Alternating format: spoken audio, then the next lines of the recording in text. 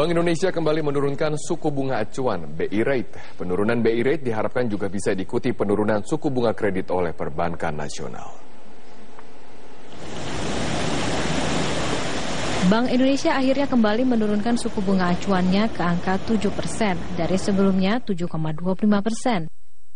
Penurunan bunga acuan ini adalah yang kedua kalinya sejak Januari lalu.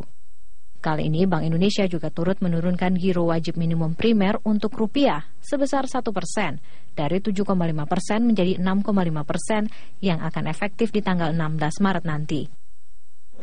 Penurunan giro wajib minimum primer kali ini diproyeksikan bisa menambah likuiditas pada industri perbankan sebesar 34 triliun rupiah.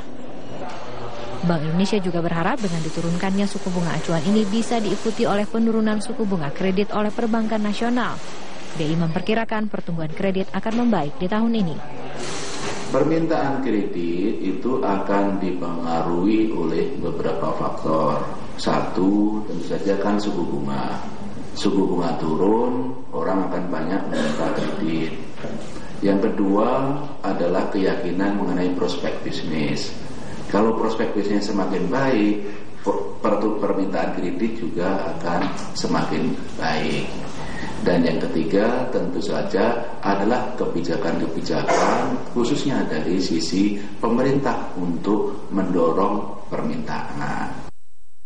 Dua kebijakan moneter ini diharapkan bisa mendorong perbankan lebih agresif menurunkan bunga kredit dan deposito.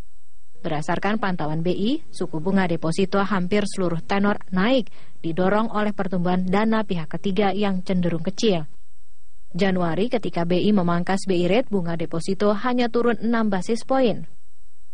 Sementara suku bunga kredit untuk kredit modal kerja dan investasi cenderung menurun. Sayangnya tidak diikuti oleh suku bunga kredit konsumsi seperti kredit kepemilikan rumah yang malah cenderung naik. BI pun menilai penurunan bunga deposito bisa langsung terasa. Namun untuk suku bunga kredit akan sulit karena persaingan antar bank yang cukup ketat. Dari Jakarta, Laraza Anissa, Tommy, Metro TV.